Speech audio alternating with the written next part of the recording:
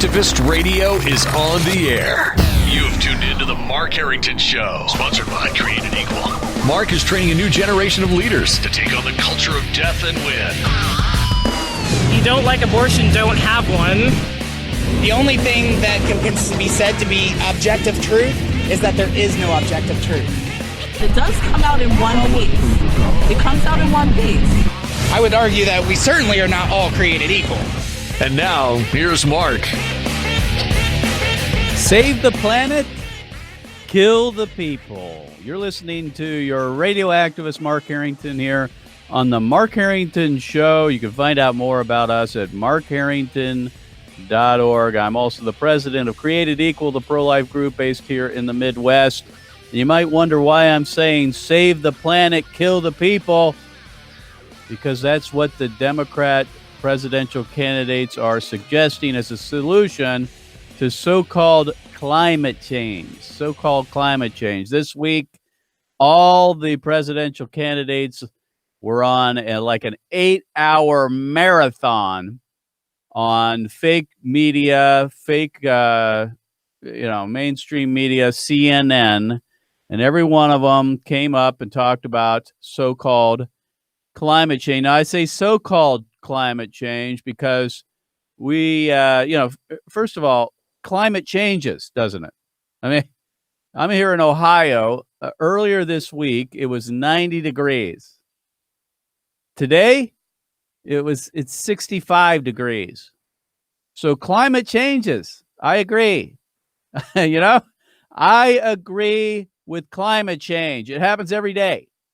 It gets hotter, it gets colder. We have rain, we have snow. We have sun, we have overcast. So I believe in climate change. When it comes to man-made climate change, well, that's an whole nother story. And honestly, let's just assume for the sake of argument that man is causing changes long-term in the climate. This freak out on the left, though, is really something to behold, and frankly gets me a little upset. They talk about this being a catastrophe, like we're in imminent harm right now. Within 11 years, the planet is going to be decimated. Human life as we know it is no longer going to exist. That they call it an existential threat to mankind. I mean, I have never seen so much exaggeration, hyperbole, and fear-mongering in my life on this whole so-called issue of climate change.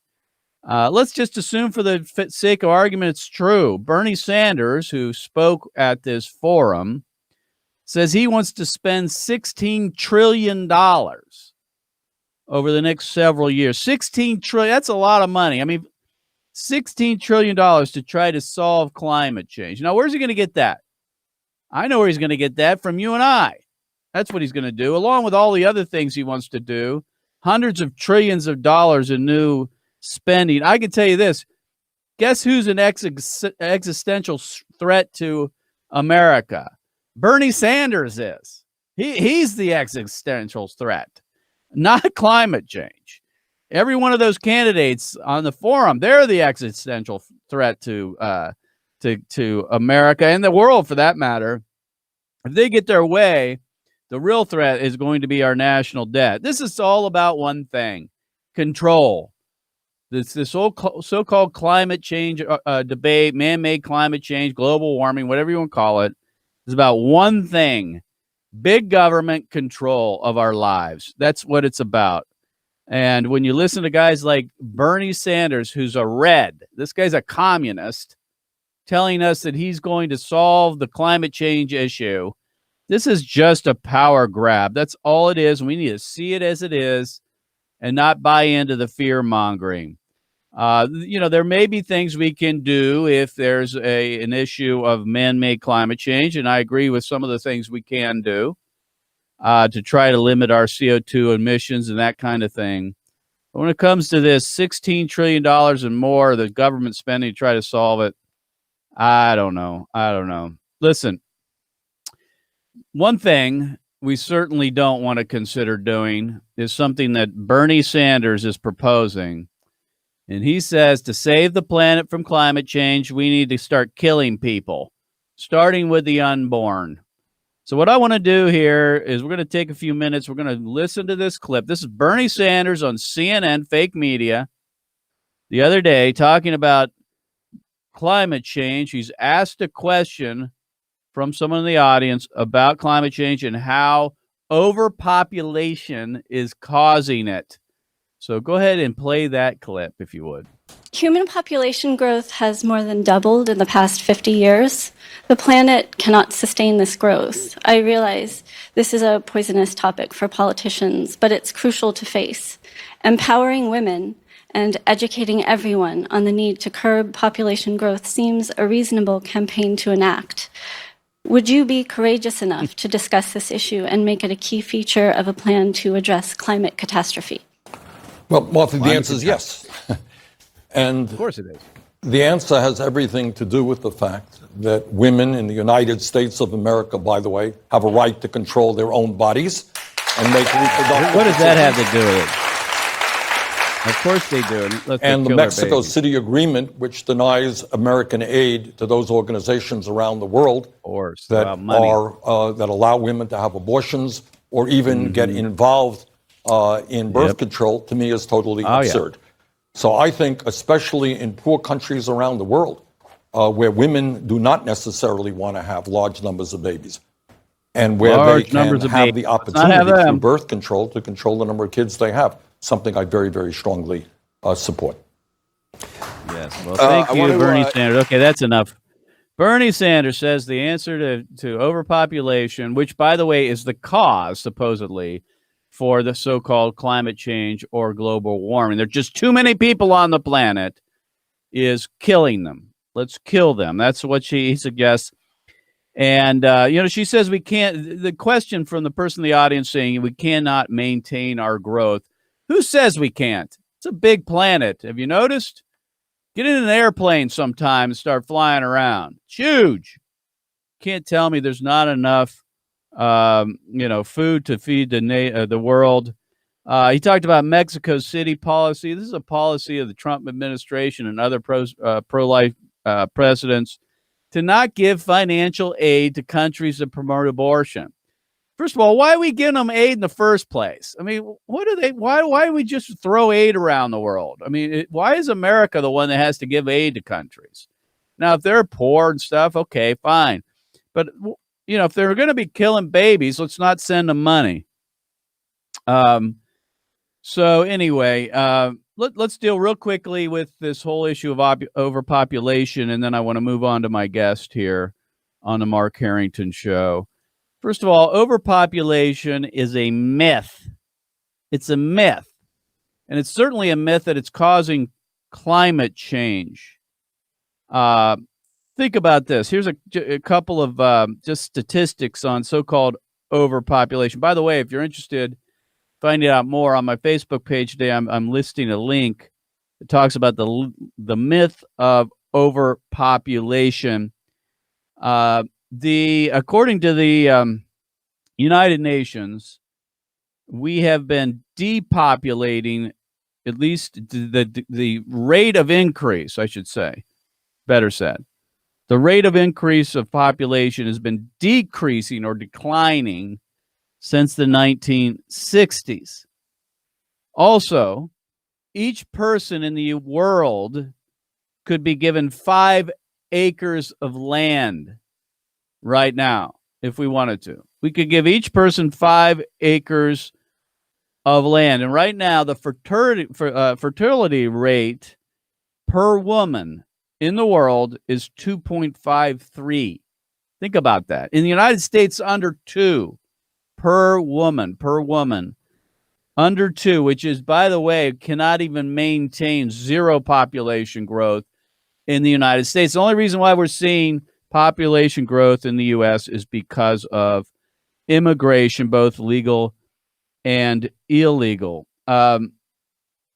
Between 2000 and 2050, think about this, it is projected that the world population will increase by 0.77 8%. That does not seem to me to be an existential threat to mankind. And if it is, let's just, for the sake of argument, say population growth is the problem to climate change. Why don't we just start killing born people first? Why do we always pick on the unborn? Why do we always pick on the little guy? Why does he have to be eliminated? Why don't we just start killing born people, right? In fact, why doesn't Bernie Sanders just volunteer? I mean, there's a good start. Let's start the ones that are that think that the world is overpopulated and that is causing climate change. Why don't they just volunteer themselves to be eliminated? Why do we have to pick on the unborn? If they're so dedicated to their cause and they think it is an existential threat to the world, then why don't they start volunteering? I don't think we're going to see that anytime soon. Well, anyway, if you think it's hot in Ohio or the rest of the country, if you think that we have climate change, well, I can tell you a place that's really hot. That's Texas, especially Houston, Texas. And this week, coming up next Thursday on November 2nd, there is going to be another presidential debate. This time there will be 10 candidates, and we will be there. Created Equal will be in Houston, Texas on the 12th of September to protest the presidential debates. In order to talk about that a little bit today, I'd like to bring on our colleague here, our intern, semester intern, who lives in Houston, Texas, who's currently right now raising support to move to Ohio, but she is helping us coordinate some of the events in the Houston area next week. And that is my good friend and colleague, Lexi Hall. Lexi, thanks for being on the Mark Harrington Show. Thank you for having me. So, Lexi, you heard my wind up. We're heading your way. We're coming down next week. We're going to go to Dallas first, then we're going to go to College Station, which is where the Texas A&M University is located. Then we're heading your way to Houston to go to the University of Houston and to another campus or two down there. And, of course, ending up at the presidential debates. By the way, thank you for coordinating all the logistics for us to come down there. We really appreciate it. If you would, Lexi, you got to know us when? When did you hear about Created Equal and how? I heard about Created Equal about 2 years ago or 1.5 years ago. And I heard it through Coach Dave from Coach Dave Live. He told me about it. And I got in contact with y'all, and I went on a y'all. I love the y'all. Good. Yeah, y'all. Sorry. I want you to keep the accent when you move to Ohio. By the way, I was in Columbus one time. So 2 years ago, you went on a Justice Ride, right? Was that your first event with us? Yes, that was last year, the Spring Justice Ride last year. And by the way, folks, if you don't understand what a Justice Ride is, what we do is we get about 50 young people, put them in a charter bus, take them on the road to college campuses, high school campuses in the South for a week, and we train them on the bus and off the bus, in the classroom, and so forth. And this is kind of the first step as to whether people are interested in doing this full time with Created Equal. And now, Lexi, you're also with us this summer at the internship. Tell us about that. Yeah, that was a really awesome experience. I was just learning so much. I came in June, and we traveled all around for the first week, and I learned so much. I knew from there that I wanted to dedicate my life to this, basically, and Create Equal is such a good organization with teaching you and equipping you how to respond to people. And I have such amazing people around me, like Mark, teaching us how to respond to people and how to talk to people. It was an amazing experience. So you did the Justice Ride, then you came to Columbus here for the summer internship, which, by the way, is 8 weeks long, and you decided to go even further. So you're returning back here to Ohio in a month or so, we hope, to be full-time for what we call a gap year or semester year agreement with us for 9 months to be on staff as an intern. And by the way, folks, she's starting to raise support. If you want to support Lexi Hall, you can go to our website at createdequal.org. That's createdequal.org. You can go to the giving page, the donate page, and on that, you'll be able to click through to her bio, or you just go to our staff page. You'll find her bio there, in which you can go down to the bottom there and you'll see Lexi. And if you click on donate, you can go right to her page, and her page you'll be able to give financially online, or you can send a check to us at Created Equal, P.O. Box 360502, Columbus, Ohio. That's P.O. Box 360502, Columbus, Ohio. Lexi Hall, there she is, right there. You can go to our website again, createdequal.org. Click on the staff page, scroll down to Lexi Hall. You'll see her bio there, and you just click on it and you give to her financially. She is a missionary to the preborn, and she's coming to Ohio all the way from Houston, Texas, to help us for at least 9 months, possibly longer, if things work out for both of us, and she feels like this is a calling on her life. So we're excited to have Lexi on staff this coming up in the end of here of 2019 and 2020. And she's going to be a huge asset to us. So, Lexi, you're arranging for us to come to Houston. We're going to be coming to the presidential debates. I don't think you've ever done anything like this, have you? No, sir. Or no, I haven't. I've never gone to any. The only counter protest I've ever gone to was whenever I was with y'all this summer when we went to the Her Heartbeats protest in Columbus. Oh, right. Well, this is going to be a different experience for you. I can tell you that. It's quite the event. The eyes of the world are going to be on Houston, Texas for the 10 presidential candidates. We'll be there raising up the standard of Jesus Christ in the public square and the truth about abortion and life there in Houston. If you watched and follow us on Facebook, you'll know, folks, that we went up to Detroit for the last presidential debates, and that was quite the experience. I almost got arrested. In fact, I was cuffed and detained for simply trying to exercise our First Amendment rights. There's video on that if you want to go to YouTube. We hope that doesn't take place in Houston, and we hope you guys, your police are a lot more friendly, or at least they're fair. In Detroit, it was quite the issue, and I'm telling you that. Different kinds of states, I guess. Michigan and Houston, or Texas, probably. Hopefully, we get a little better treatment down in Houston. So, Lexi, we're going to be coming to the presidential debates. We're also going to be coming to the University of Houston to do an outreach there as well. Something I want to switch gears real quick here. Something just recently happened with you.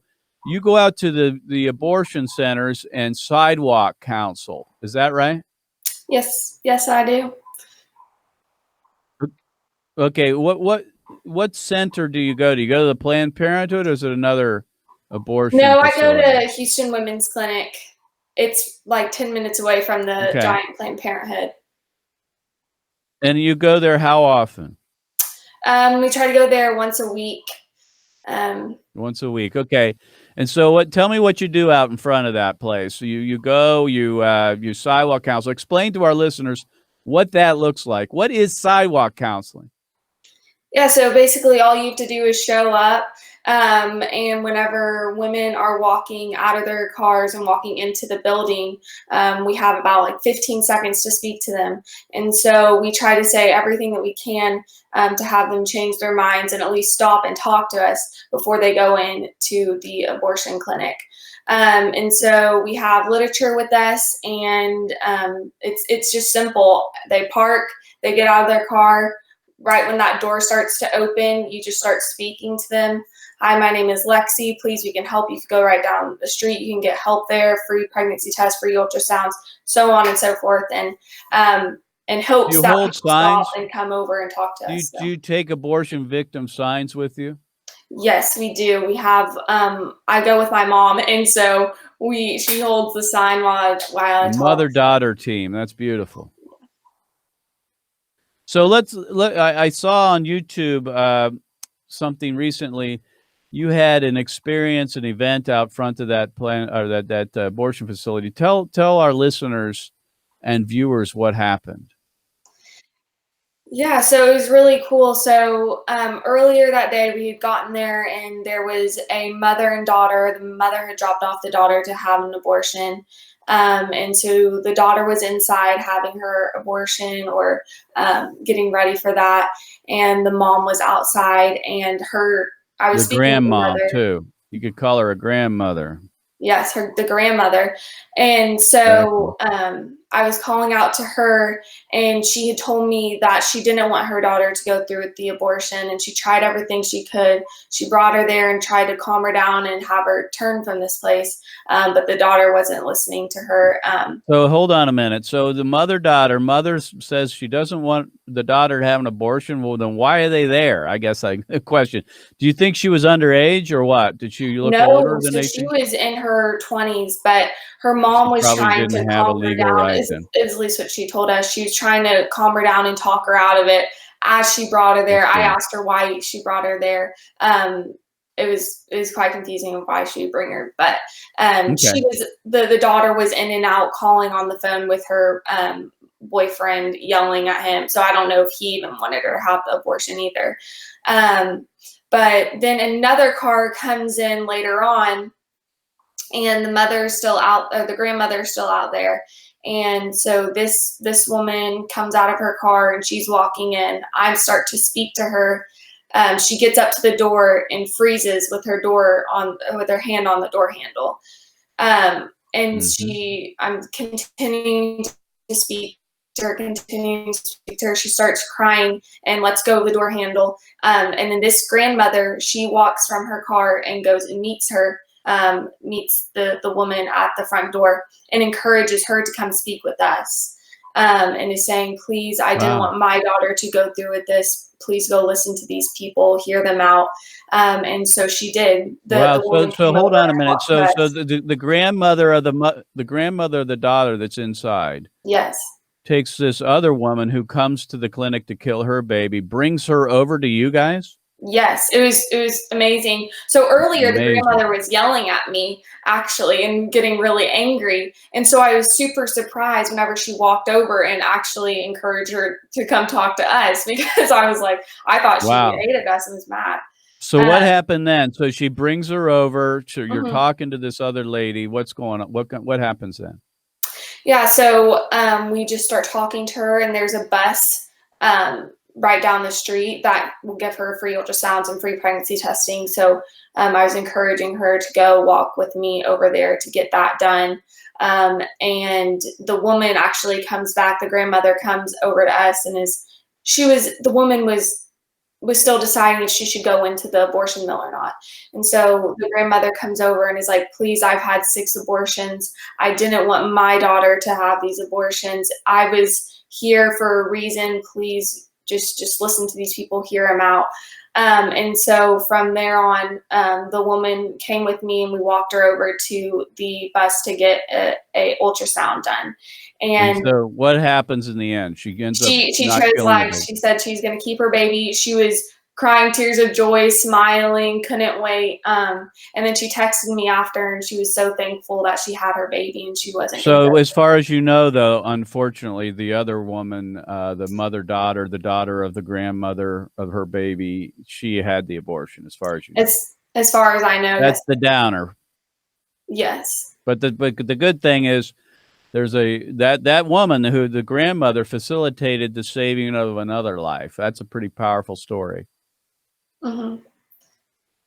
So, by the way, folks, this is going to be this video is going to be put online. You can watch it on our YouTube page or our Facebook page here in the next couple of days. We're going to actually play this video because Lexi, being a good pro-life activist, wears a GoPro camera, which everybody who stands in front of an abortion center ought to have some kind of recording device with them in the event that they get mistreated and so forth. So she's a good pro-life activist, and she's got a GoPro camera. And so my guest has been Lexi Hall. She's an intern here with Created Equal. She's going to be coming on staff with us here soon in the next month or so, coming to Ohio all the way from Texas, from Houston, Texas. And we're going to see her next week at the presidential debates on September 12th. Lexi, thanks for being on the show. We'll see you next week. Thank you so much. Can't wait to see y'all. All right, folks, we'll see you next time. God bless you. God bless America. And remember, America, to bless God. You've been listening to Mark Harrington, your radio activist.